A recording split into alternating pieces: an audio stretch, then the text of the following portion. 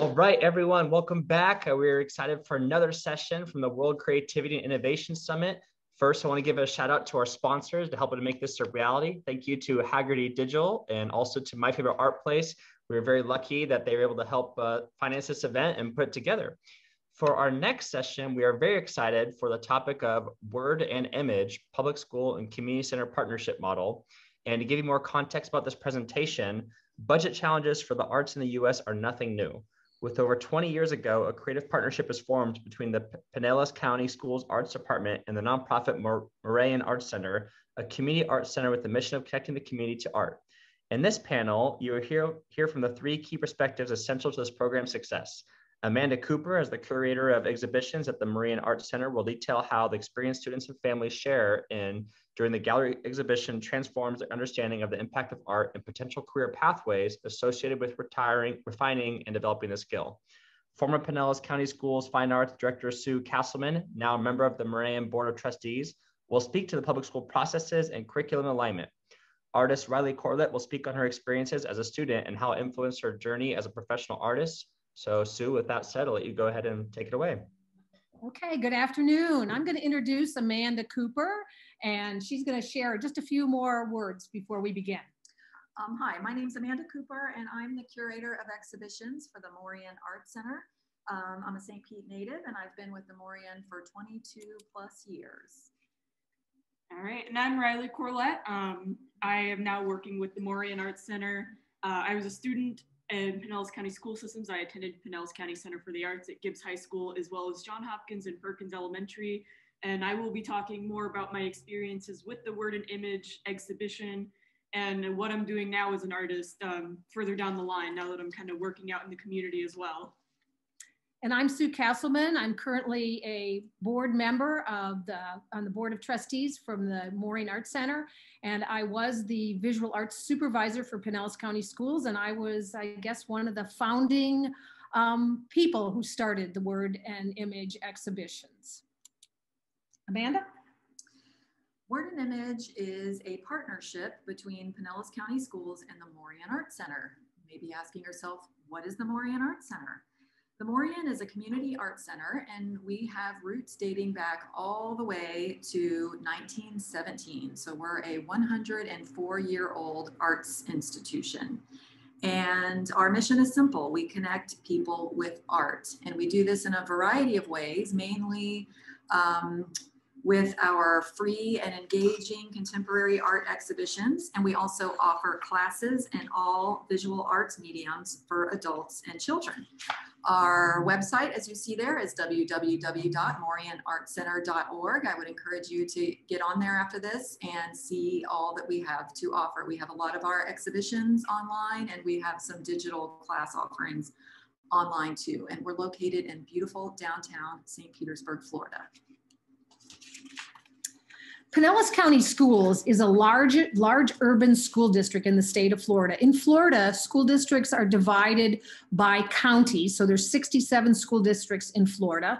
And again, Pinellas County being a large concentrated urban school district, we have a strong diversity in our school district. And we also have a variety of socioeconomic levels in our school district.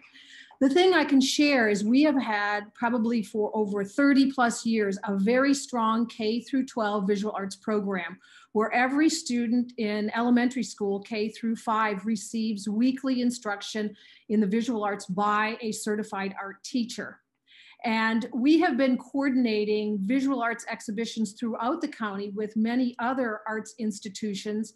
And we invite obviously the public schools, the private schools, and the charter schools to all submit artwork for not only the Word and Image exhibitions, but other exhibitions that our school district hosts for the school year. So what exactly is the Word and Image exhibition program? Let's learn more about it in this 5-minute video. Each year, students in grades 4 through 12 participate in the Word and Image exhibition at the Morean Arts Center.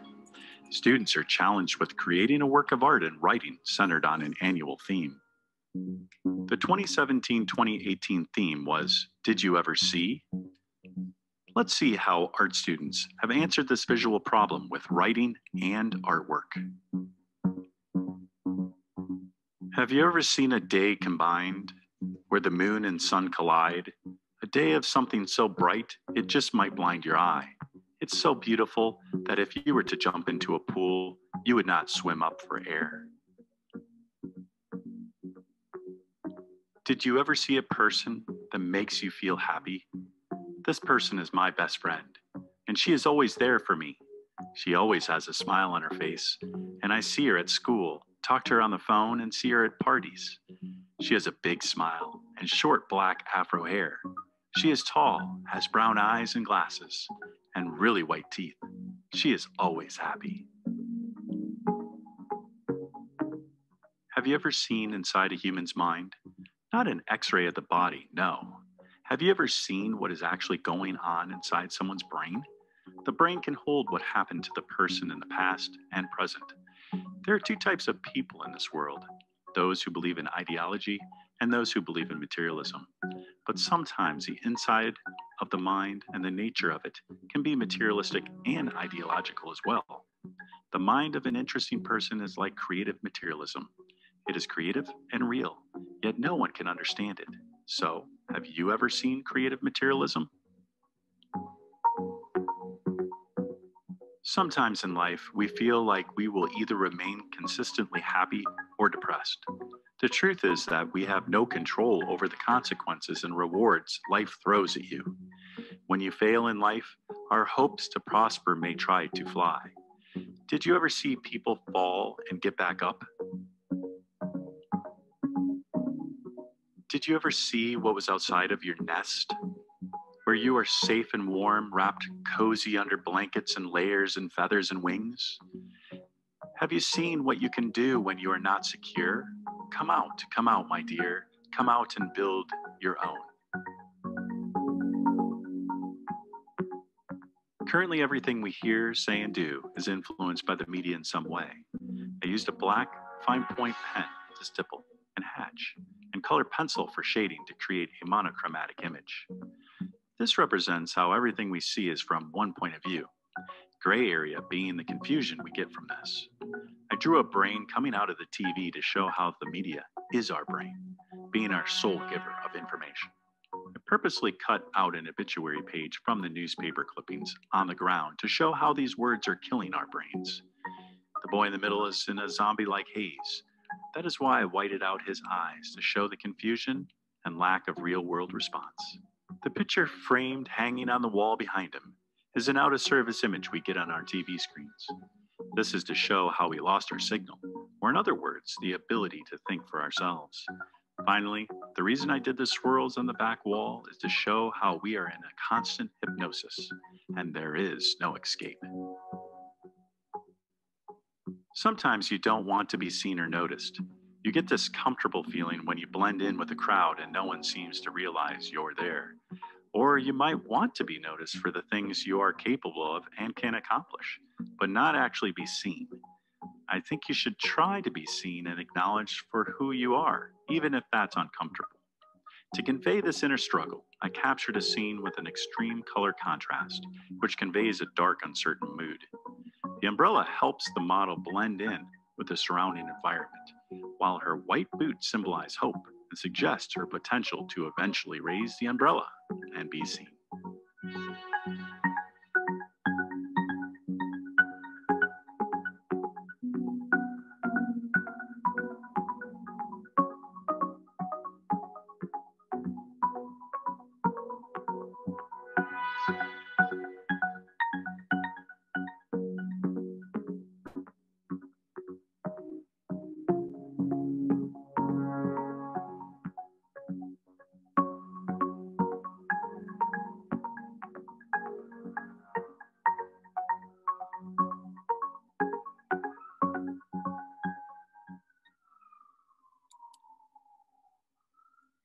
So now you know a little bit about what the word and image exhibitions are all about. And now we want to tell you a little bit about the history. Back in probably 1996, at the time, the Morean Arts Center was called the Arts Center. And it was in an old building, very small space, probably about the size of a large home. And it moved over to the building that you can see far on the left there. And it was a furniture store. And when they took that building over, I got a call from the director at the time, and they shared that they were going to have space for student exhibitions. What could we do? And they wanted to exhibit student artwork, kind of like other exhibitions in our community. And at the time, the writing component in our school's curriculum was really getting a lot of attention as our state was doing some assessments for writing called Florida Writes. So we came up with the idea about combining a work of art and a written piece. And that way we could support the writing curriculum in our schools and also support our visual arts programs. And the idea would be that the classroom teachers and the art teachers could team together to create these works of art. And it was really an exciting start. And as you can see, the Morean we started in a very small gallery space and then expanded continuously. Amanda, Amanda's going to share some more. Yes, as you can see, the image on the right, our beginnings in our new building back in the late 90s was a little less than glamorous. But starting in 1999, we had a beautiful new dedicated student gallery named after the Rizzer family, Bud and Fran Rizzer, our local arts philanthropists. And we named the gallery for them because their passion is student art. And the couple that you see there on the far right is the couple in the back is Bill and Hazel Huff. And the Huff family, Bill and Hazel have since passed, but they are big supporters. They were big supporters of the arts in St. Petersburg. He was an investment banker, and the Huff Family Foundation has been our founding sponsor since the very beginning. And here they're pictured at the first opening of the Word and Image exhibition reception with 2 student winners. So we just wanted to show you guys what the gallery looked like at the time. So how does Word and Image, the exhibition program, work? Well, it starts by picking a theme. We change out the theme every year.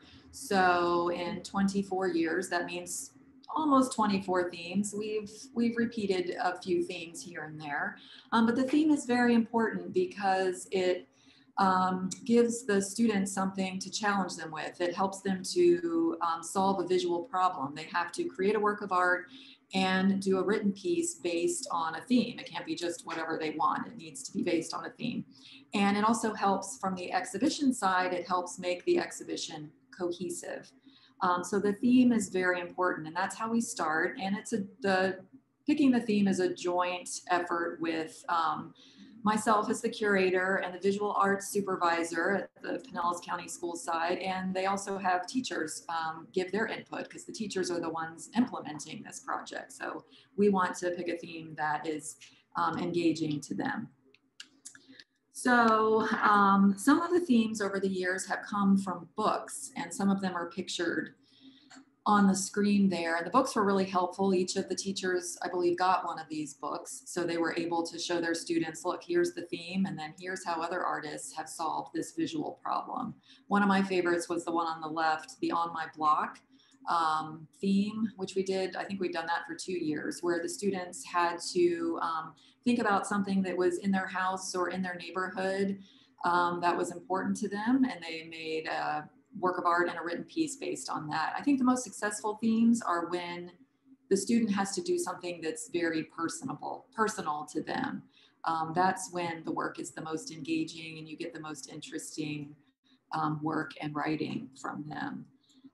Over the years, another memorable one was back in 2001, we came up with a theme of superheroes, where the students could talk about somebody who was a hero to them in their artwork. And it just so happened that show opened in October 2001, which of course was just a month after 9/11. So it couldn't have been a more perfect theme to follow that tragedy, where you had students that were writing about heroes, they were writing about police officers and firefighters and all kinds of things. It was just really a touching, timely theme without us really knowing about it.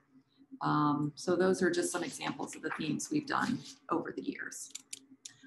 Okay, now how does it start? So first of all, every year we team up with the Morean and the Pinellas County Schools, and we create a call for entry, and that is sent out to all of our teachers. It's also communicated on the Pinellas County Schools Visual Arts Calendar. That's the landing place that all our teachers, whether they're in public, private, or charter school, go to each year, because there are over 20 plus exhibitions throughout the community that they can participate in. So this is a very timely place for them to look for the call for entry, and then they can see. Remember, we have actually 4 of these exhibitions. We have 2 elementary exhibitions, because elementary has such a large amount of students, and 1 middle school and 1 high school exhibition during the year. Now, the work, probably for about the last 12 years, we have done digital submission of the work. And the work is all uploaded to an online database for judging. And again, about 10 years ago, we created a judging process that is modeled after Advanced Placement Art Studio assessment and some of the International Baccalaureate Arts Assessment, where a panel of 4 trained art teachers individually blindly score the work based on a rubric. And then we take those scores. And I'll show you that in just a minute. It's a 4, 3, 2, 1 rubric, and they don't communicate with each other. They look at the work and they score it. It's blind. They only know the name of the artwork and the grade level of the student. They do not know what school they come from, or their names of the students.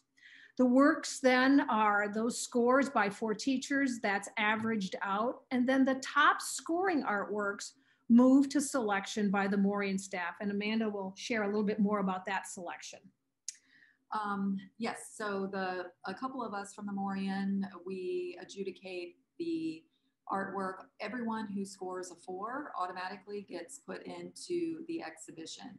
We can take about 75 pieces for each exhibition. So say if there's 50 4s, well, we still need 25 pieces. So then we look at the ones that got 3s, and then we select work based on that. And that's just a process where myself and a coworker will go through them all and discuss them and agree which ones that we select until we get to the 75 that we need for the exhibition. So let's take a look at the rubrics. And I know this might be a little bit hard to see, and we could send these to you. But basically, we created this through a research-based project that was done throughout the country with other school districts on how, again, to use a rubric to score artwork. And the other thing that this does is it informs not only the teacher when they get the score, the average score, back about the work that they submitted, it informs the teacher, and it helps the teachers then inform the students.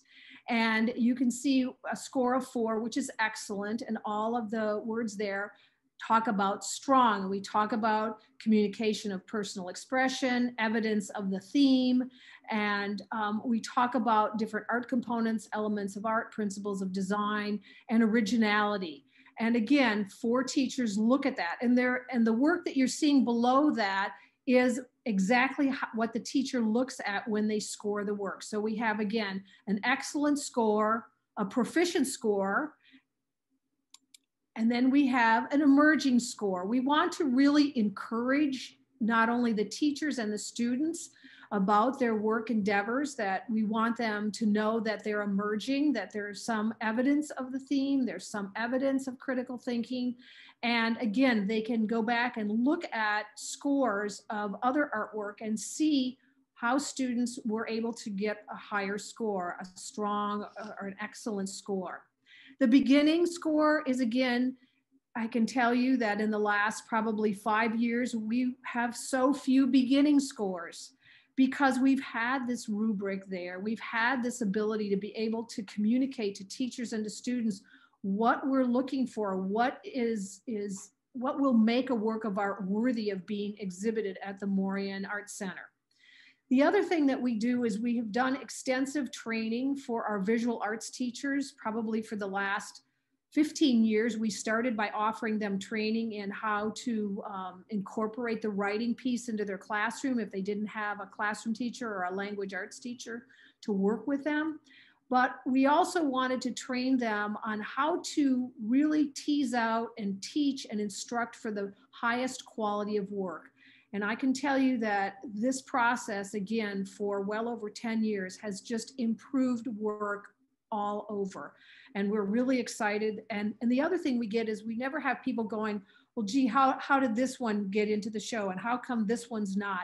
We have just a very strong rubric to be able to explain how works are selected for the show, and then how students and teachers can improve not only on their artwork, but on instruction. So here are a few images of our RISR gallery, our dedicated student gallery, and how the Word and Image exhibition looks today. It's as you can see, it's a lot different from our beginnings back in 1997. So I want to stress that we, first of all, the gallery that you see here is adjacent to our main galleries here at the Morean. So people who come to visit to see our galleries will also see whatever's in our student gallery at the time. And I want to stress that we treat this exhibition like all of our quote unquote professional artist exhibitions. We frame the work. All of the work comes to us in 18 by 24 inch size, and we have frames that match that. And so we frame the work when it comes in. We hang it just like we would any professional gallery exhibition. It gets labels and all that. We really want these kids to feel like professional artists when they come in here and see their work on the wall.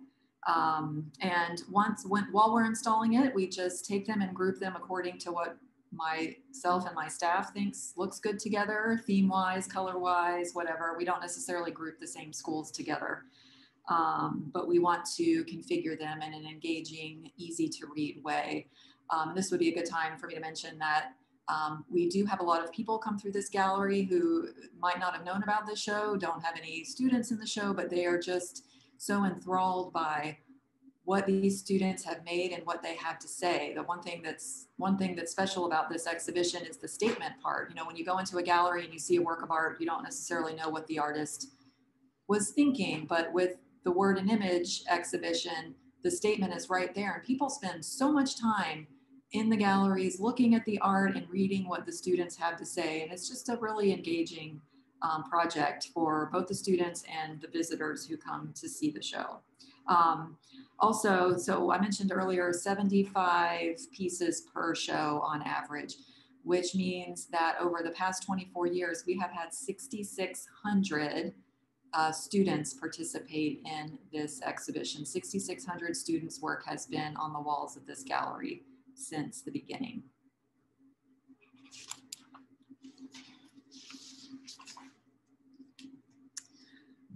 So the Word and Image Exhibition Award Ceremony is a big, big deal, as you can see from these photos. We do host, the Morean hosts an award ceremony for each of these 4 exhibitions that we do per year.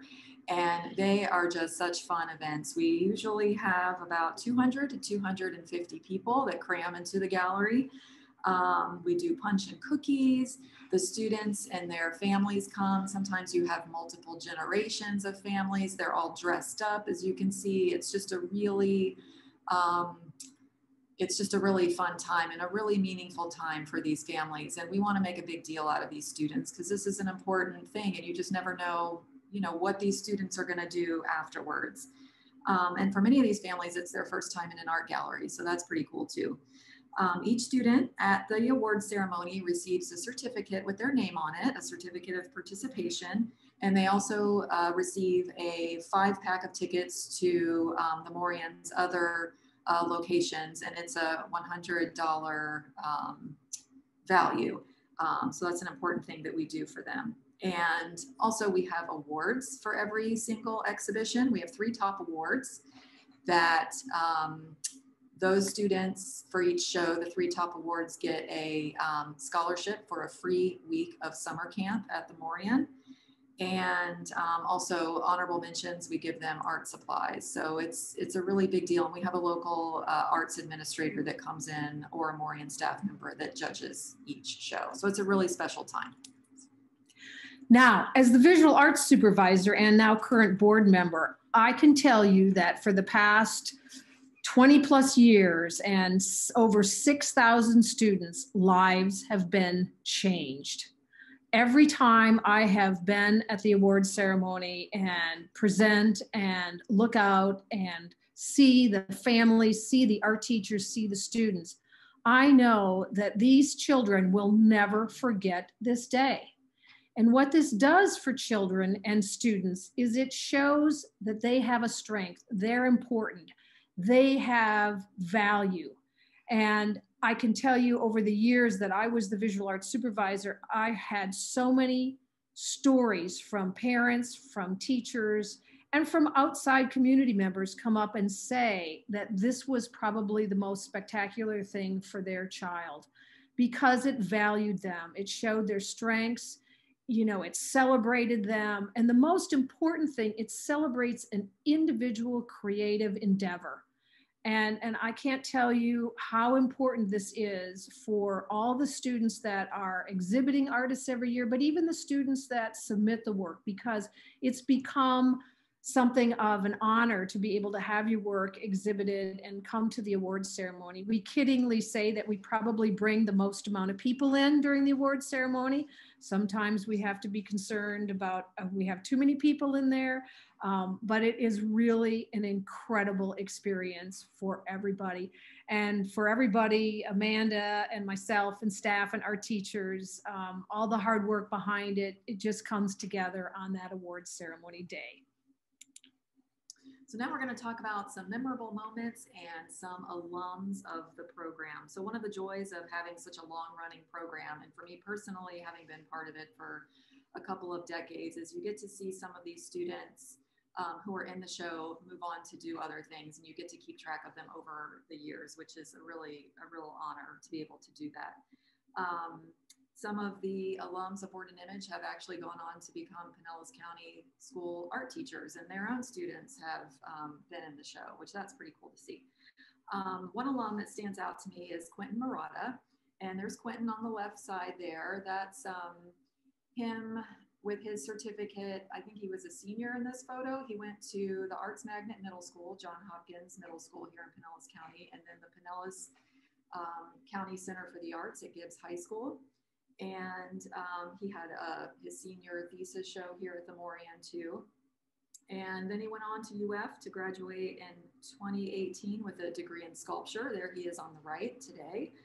And just last year, he actually had a solo exhibition of his sculpture in our main gallery. So that was really exciting to be able to see him grow as an artist over the years and get to know him first as a Word and Image participant.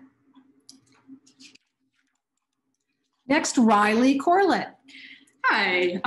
Yeah, so the Word and Image was one of those things, like, it happened every year. So I always looked forward to seeing that, of course.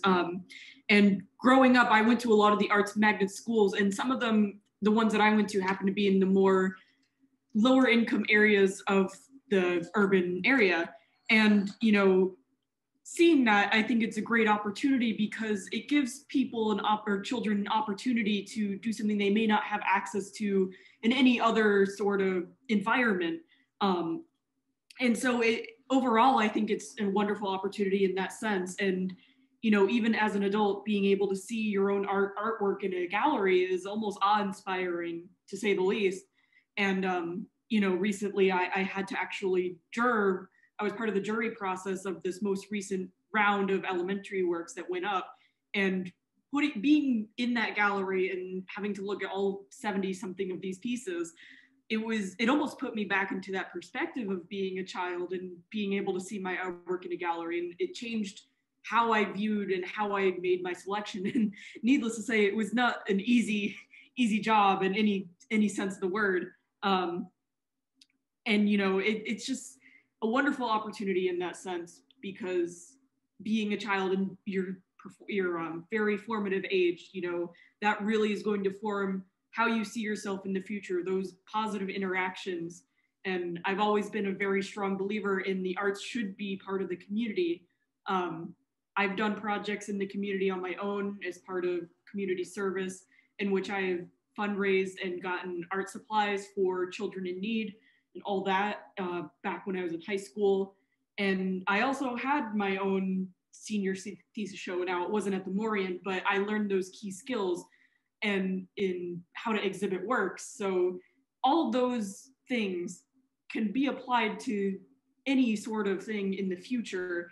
And that being said, you know, as for what I'm doing currently, I'm now working towards a business degree, so I didn't necessarily choose to go down the arts route, but that doesn't mean I won't pursue some sort of art in the future. You know, I'm a firm believer that business, you know, you can basically do anything with that degree. So who knows what's to say in the future? I mean, I'm still kind of working on that, but yeah, definitely. And as you can see from my art, I tend to focus a lot on animalistic forms and, you know, using the word and image. I find it hard to express myself through writing. So that being said, being able to, you know, come up with something and then write a statement for it. I still find myself applying that to my current arts, where I'm even sometimes including poetry and even, you know, long written statements. And I've even gone down the path making zines, which are like little booklets of art. So it's definitely been an influence down the road now that I'm an adult as well.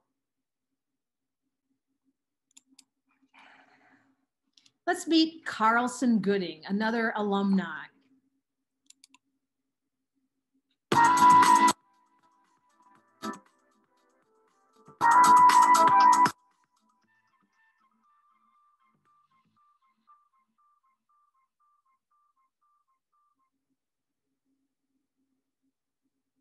I like to make new friends when I ride my bike through my neighborhood. My parents tell me to always wear a helmet, and I know I should. I like to chase my friends, and they try to run away like hens. When I ride my bike, I like to see all of the leaves on the trees.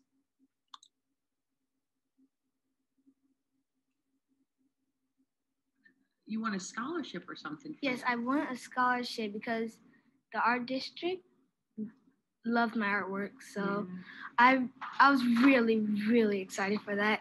Yeah, I bet you were proud. I was proud. My brother was proud. My family was proud because that was my first time I really get to see my brother to one of my actual events. Yeah. What do you like about being an artist, a visual artist and a musician? What do you like about being able to do that? Because I'm very a visual learner. So when I see things, I start to comprehend better. Also with music, I also love because I have to hear the music. If I hear music, I get to have an idea of how to play it. So when I see a piece of art, I should say, I find a different way to make it different.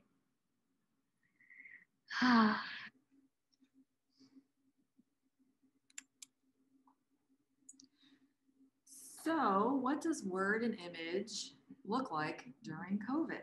How do you put on a countywide student exhibition when half your student population is distance learning?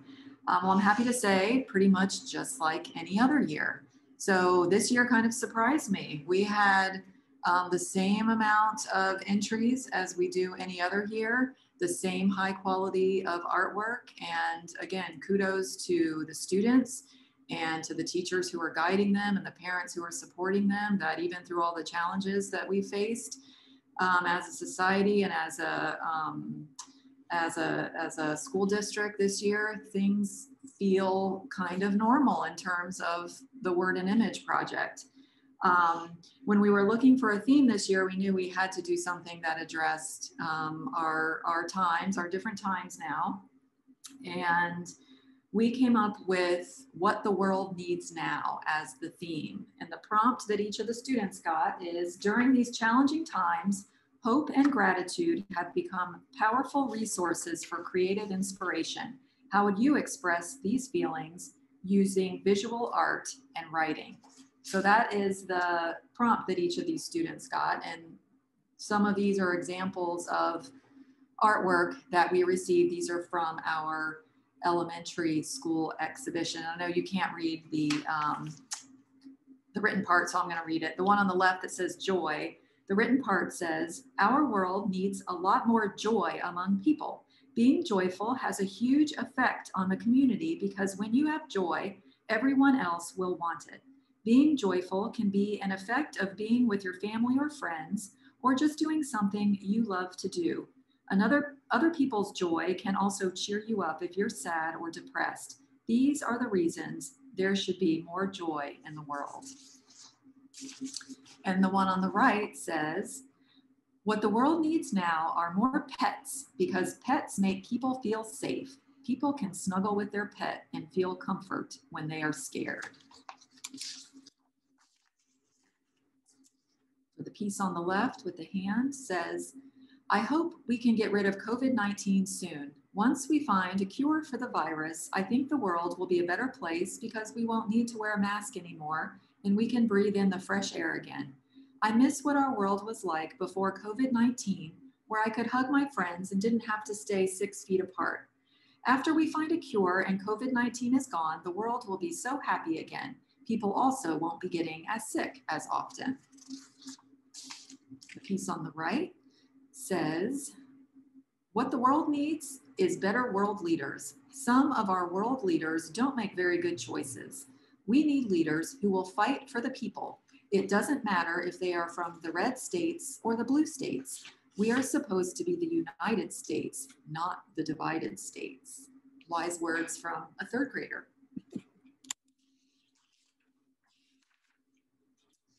So the award ceremonies, as we discussed, this is what they look like before COVID. Lots and lots of people.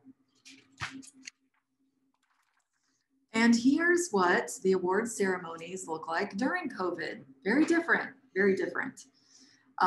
So how do you conduct an award ceremony during COVID? Well, you do it virtually, of course.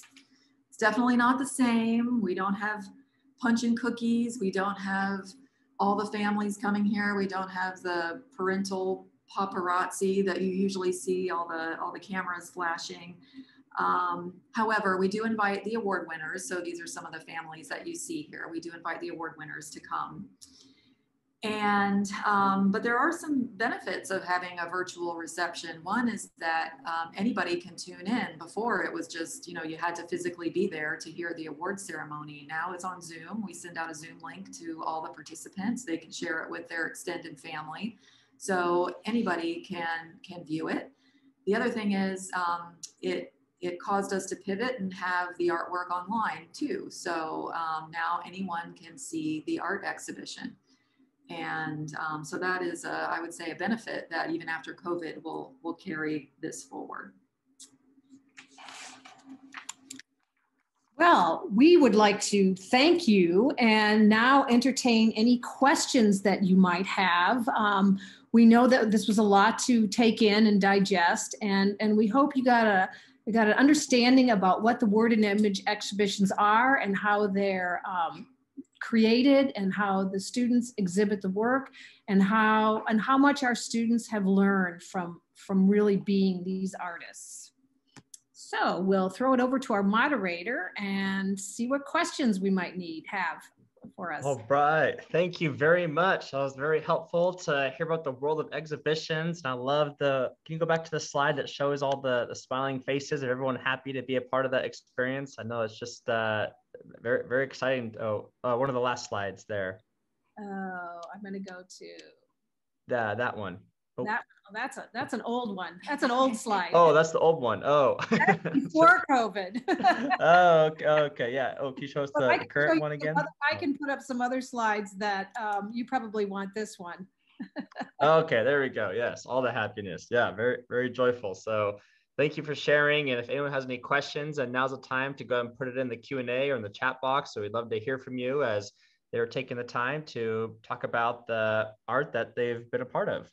And one question came in, they asked, do arts impact academics? Oh, tremendously. This is Sue Castleman. I'm, like I said, former visual arts supervisor and a former art teacher.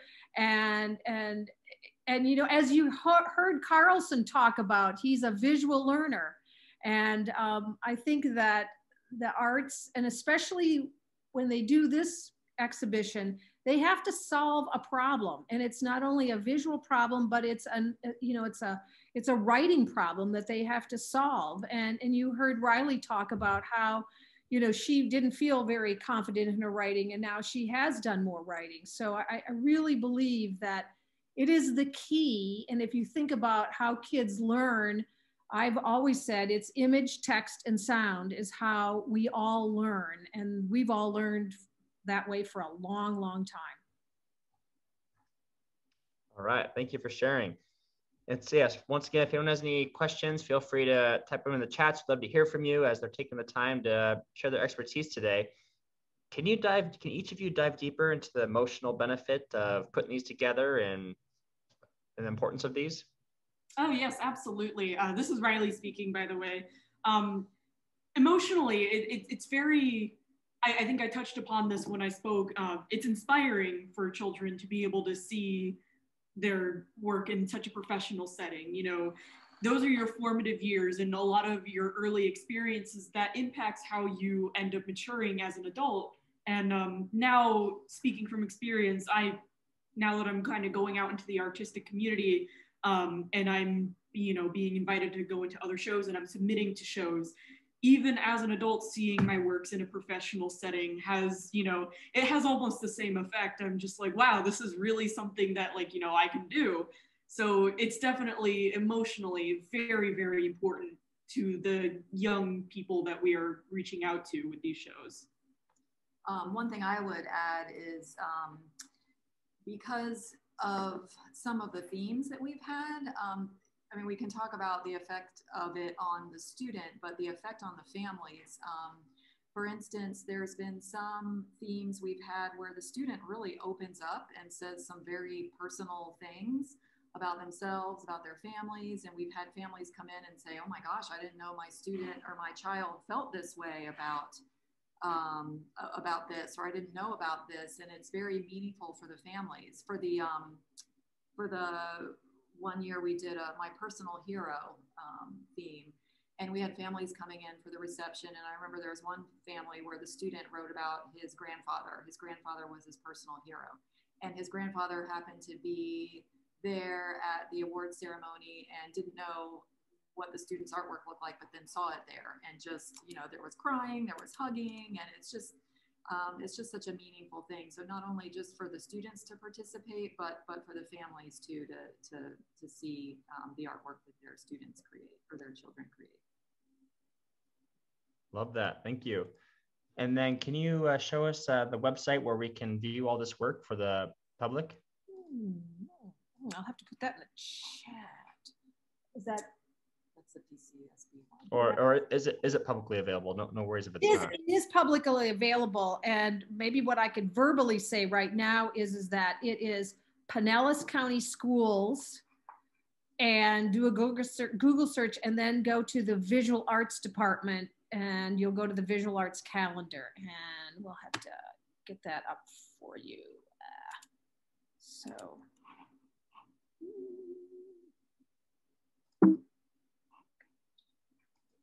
Does that make sense to you? Does that help yes. out?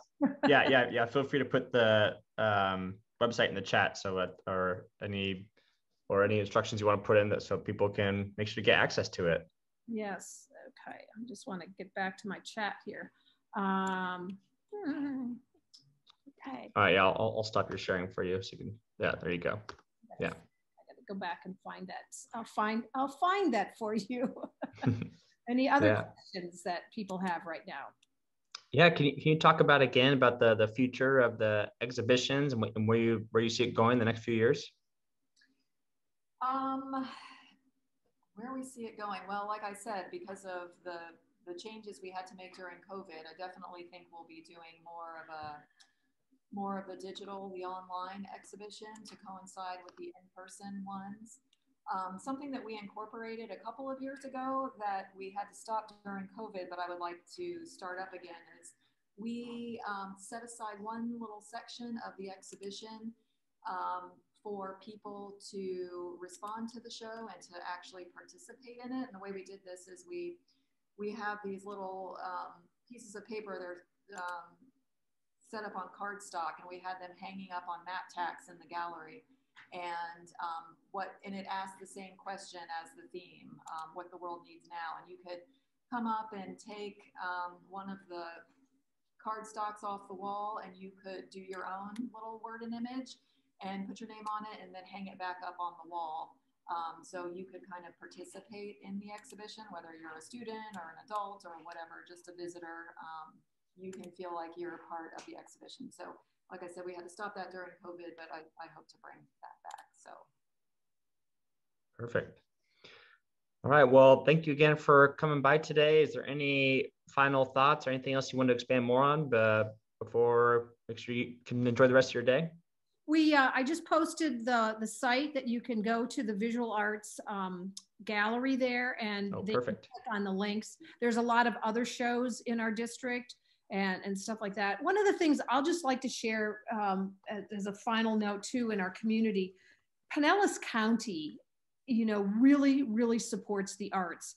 And in Pinellas County, our taxpayers for 12 years have voted positively to tax themselves more, $500,000 of their property taxes, and 80% of the money enhances our teacher salaries, but 20% is split between visual art, music, reading, and technology. And the visual arts in Pinellas County Schools has seen such an incredible support monetarily. And that way, we really have an equitable program, K through 12, in all of our schools, no matter where you're located in our district. And I also think that this has also bolstered up our private schools and our charter schools art departments, because we've raised the bar for everybody. So we want to thank the Pinellas County voters, because they every year in our last election, they voted like 72% to tax themselves again. So we're very excited about that. So thank you again to our community and to the Morean Arts Center, who has supported students' endeavors in word and image. Awesome. All right. Well, thank you so much, Sue, Riley, and Amanda, for coming on today. Much appreciated, and looking forward to seeing more of you throughout the rest of the event. Thank you. Thank you.